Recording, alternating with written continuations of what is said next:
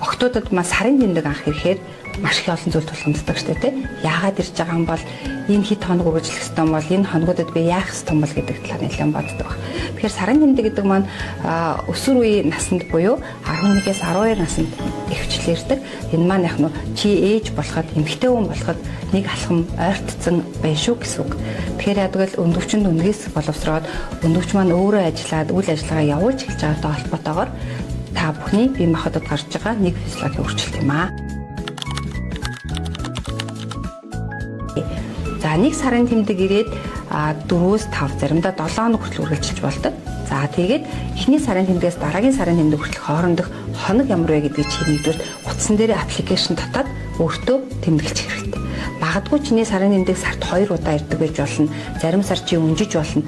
Ийм зүйл тохиолдоод авал минийхүү яаралтай та нар эмчэд хандаад за аппликейшнныхаа хугацаанд минийх тэд хоног мөчлөгтэй байна гэдгийг заавал мэддэг байх хэрэгтэй. Тэгэхээр энэ одоо бүх ухаалаг утсан дээр байгаа учраас бүгдээрээ татж аваад анхныхаа биений нэмэр ирсэн өдрөө улаалгаар тэмдэглээд дараагийн биений нэмэр хоногийнхаа хугацааг тооцоод мөчлөг гэдэг зүйлээс заавал гаргаж ирэх хэрэгтэй байдаг.